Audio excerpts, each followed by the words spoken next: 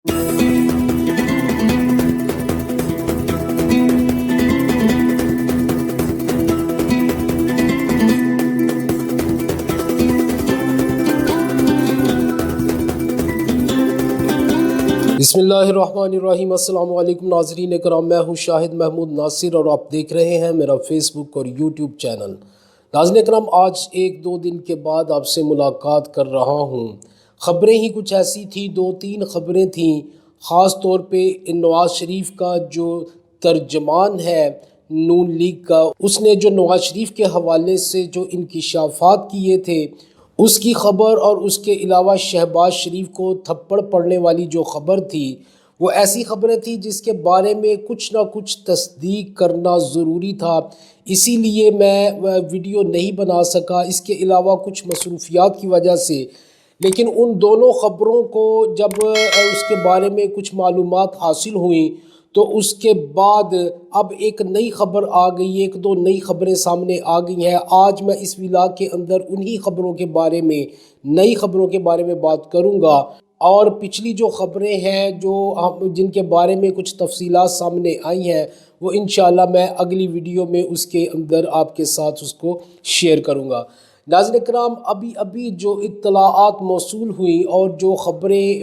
गर्दिश कर रही हैं कि नवाज़ शरीफ लंदन से भी फ़रार हो चुका है। जी हाँ, नवाज़ शरीफ लंदन से फ़रार हो चुका है, और ये फ़रारी किस वजह से है उसके मुतालिक तो मैं आपको बाद में बताता हूँ। लेकिन शायद नवाज़ शरीफ साहब बेहतर इलाज या बेहतर इनकलाब के लिए लंदन से किसी और जगह पे रवाना हो चुके हैं। अब सबसे पहले मैं आपको ये बताता चलूँ कि नवाज़ शरीफ लंदन से गए कहाँ हैं। तो नवाज़ शरीफ लंदन से यूरोप रवाना हो चुके हैं, और यूरोप में वो एक दो मुल्क नहीं बल्कि 4-5 मुल्कों में विज़िट करेंगे। नवाज़ शरीफ का ये विज़िट कुल मिला के 10 दिनों के लिए है। अब ये 10 दिन हो सकता है 10 दिनों में ही ख़त्म हो जाए, और ये भी हो सकता है कि ये 10 दिन 10 साल तक भी ख़त्म ना हो, क्योंकि नाज़रीन कराम, ये वो नवाज़ शरीफ है जिसको डॉक्टर ने मना किया था सफ़र करने के लिए, यानी वो लंदन से पाकिस्तान का सफ़र नहीं कर सकता था। चूँकि उसके प्लेटलेट्स कम थे, इसलिए उसके मरने का ख़तरा था, लिहाजा उसे लंदन से पाकिस्तान नहीं आने दिया जा रहा था। हालांकि नवाज़ शरीफ का दिल तड़प रहा था अपनी आवाम के लिए, नवाज़ शरीफ बेताब हो रहा था अपने मुल्क की मट्टी को सूंघने के लिए। नवाज़ शरीफ का बुरा हाल था लोगों का बुरा हाल देखकर, लेकिन वही नवाज़ शरीफ पाकिस्तान आने की बजाय यूरोप चला गया, और वहाँ के 4-5 मुल्कों में वो विज़िट करेगा। और मेरा ख़्याल है कि अगर फासले का अंदाज़ा लगाया जाए तो इन 10 दिनों के अंदर नवाज़ शरीफ ने जो 4 से 5 मुल्कों का विज़िट करना है, अगर वो पाकिस्तान आ जाता तो शायद वो विज़िट पाकिस्तान का छोटा होता, और वो जो 4-5 मुल्कों में विज़िट होगा वो बहुत ज़्यादा लंबा विज़िट होगा, और यकीनन उसमें नवाज़ शरीफ के मरने के पूरे चांसेस हैं। क्योंकि ये मैं नहीं कह रहा, ये डॉक्टर्स की रिपोर्ट है, और डॉक्टर्स भी नवाज़ शरीफ के अपने डॉक्टर्स जिन्होंने कहा था कि नवाज़ शरीफ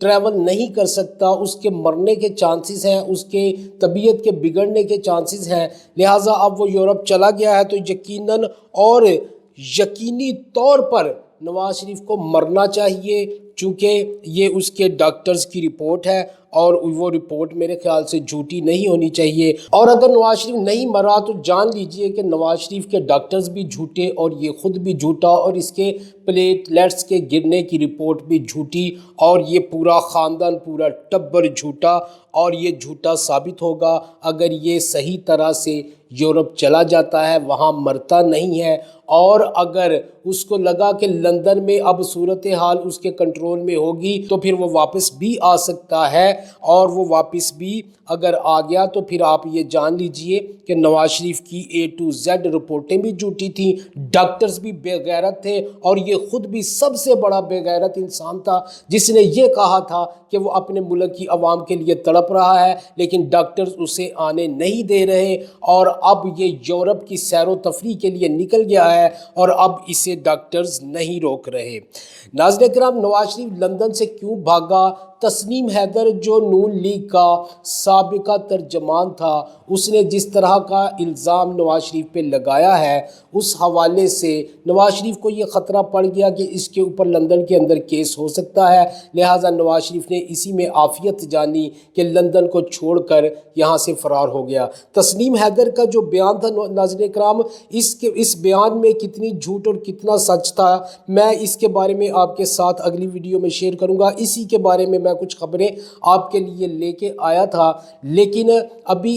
یہ میرا موضوع نہیں ہے۔ میں ابھی نواز شریف کے اوپر بات کر رہا ہوں کہ یہ ادھر سے کس لیے بھاگا لندن سے اور یورپ دفع ہو چکا ہے، اور اپنی بیٹی اور اپنے جتنے بھی ادھر اس کے رشتہ دار تھے وہ سب کو لے کے وہاں سے بھاگ گیا ہے۔ ناظرین کرام، اس کے علاوہ دوسری خبر جو آج کی ہے وہ ہے جنرل باجوہ کے حوالے سے، کہ جس طرح احمد نورانی ایک صحافی ہے، اس نے ایک سٹوری بریک کی ہے جنرل باجوہ کے حوالے سے۔ جنرل باجوہ کی جائیداد کس قدر بڑھ چکی تھی ان کے آرمی چیف بننے کے بعد، اس کے علاوہ ان کے خاندان کے لوگوں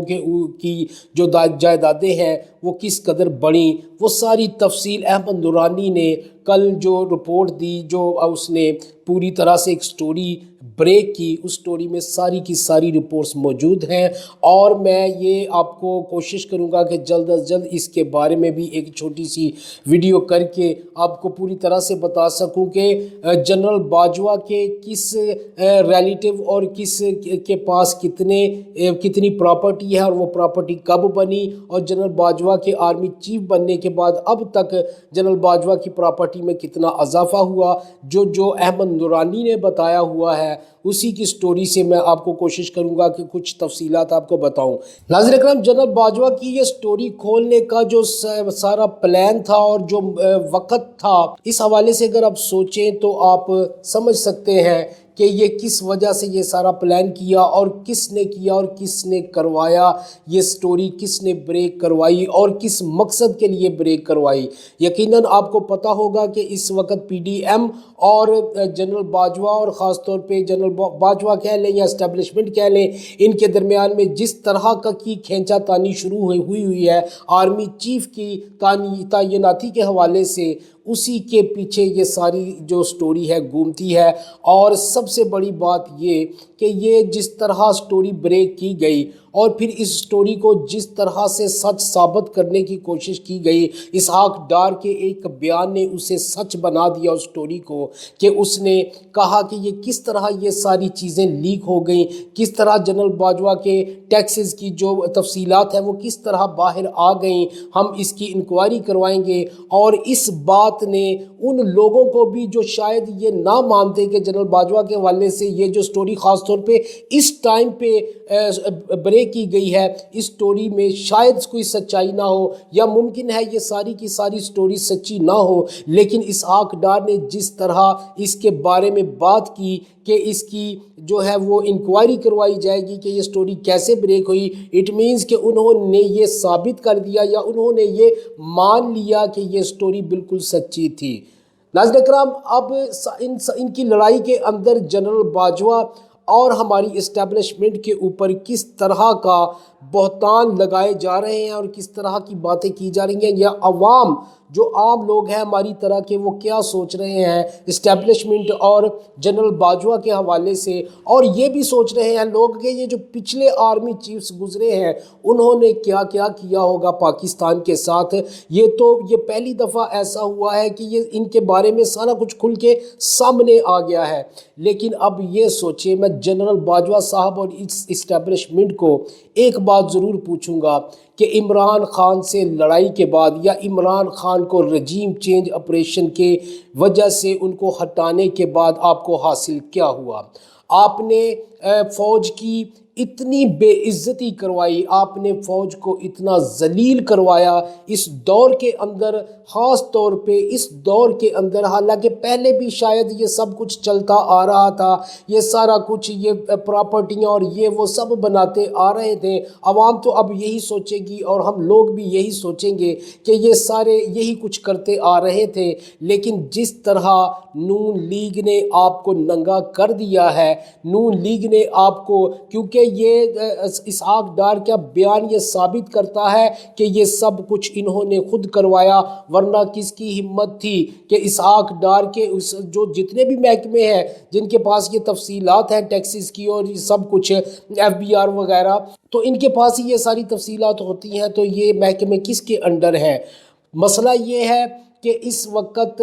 پی ڈی ایم اور فوج کے درمیان جو ہے وہ ایک لڑائی کروانے کی کوشش کی جا رہی ہے، اور اسی لڑائی کی وجہ سے اب یہ اس حکومت نے جنرل باجوہ کے یہ سارے معاملات، یہ سارے تفصیلات جو ہیں وہ منظر عام پر لے کے آئے ہیں، اور اسی وجہ سے کہ جیسا وہ چاہتے ہیں جنرل باجوہ یا اسٹیبلشمنٹ ویسا ہی کرے، جو وہ آرمی چیف چاہتے ہیں ویسا ہی کرے۔ لیکن جنرل باجوہ صاحب، میں آپ کو یہ پوچھنا چاہتا ہوں کہ عمران خان کو جس طرح آپ نے ہٹایا اور جس ڈر سے آپ نے ہٹایا، وہ ڈر اب مجھے یہ بتائیں کہ وہ سارا کچھ تو ان لوگوں نے کھول کے سامنے رکھ دیا، اب اس کے اوپر تحقیقات ہی باقی ہیں، ورنہ جس طرح کی یہ سٹوری بنائی جا رہی ہے، جس طرح اسحاق ڈار نے بیان دے دیا ہے، اس سے تو یہی ثابت ہوتا ہے کہ یہ بالکل سچ ہے۔ اور دوسری بات یہ کہ آپ تحقیقات بھی کروائیں گے اور اس میں بہت کچھ سامنے آ سکتا ہے، شاید اور بہت کچھ سامنے آ جائے، لیکن اس وقت تک تو یہ چیز ثابت کر چکی ہے، ان کے بیانات سے یہ سمجھ آ رہی ہے کہ یہ سب کچھ انہوں نے خود کروایا، اور پھر یہ بھی مان رہے ہیں کہ یہ سب کچھ سچ ہے۔ بہرحال باجوہ صاحب کو یہ سوچنا پڑے گا کہ عمران خان کے ساتھ انہوں نے اس طرح کا سلوک کر کے، یا اسٹیبلشمنٹ نے جس طرح عمران خان کے ساتھ کیا اور اس عوام کے ساتھ جس طرح کا ظلم کیا، اس کے بعد اب آپ کے ساتھ جو کچھ ہو رہا ہے، کیا عمران خان کے ہوتے ہوئے ایسا ہو سکتا تھا؟ کیا آپ گھاٹے میں رہے یا آپ نے نفع کمایا؟ آپ کو یہ سوچنا چاہیے، اور اب ویسے سوچنے کی فائدہ کوئی نہیں ہوگا آپ کو، کیونکہ پانی اب سر سے گزر چکا ہے، عوام پہلے ہی آپ کے خلاف ہو چکے ہیں، عوام پہلے ہی آپ کے ان کرتوتوں کی وجہ سے تنگ ہے، اور جس طرح اب انہوں نے سارا کچھ کھول کے آپ کا سامنے رکھ دیا ہے، تو اب اس کے بعد عوام آپ کے بارے میں کتنا اچھا اور کیسا سوچے گی یہ آپ بہتر سمجھ سکتے ہیں۔ اور میرے خیال سے یہ سودا جو آپ نے پی ڈی ایم اور امریکہ کے ساتھ کیا، اس سودے سے آپ نے کیا کمایا اور کیا گنوایا؟ باجوہ صاحب، آپ کو اور ہماری اسٹیبلشمنٹ کو یہ ضرور سوچنا پڑے گا، اور سوچنا پڑے گا کہ آپ نفع میں رہے یا آپ نقصان میں رہے۔ ناظرین کرام، اگلی ویڈیو میں نئی خبروں کے ساتھ دوبارہ حاضر ہوتا ہوں، تب تک کے لیے اللہ حافظ و ناصر پاکستان زندہ باد۔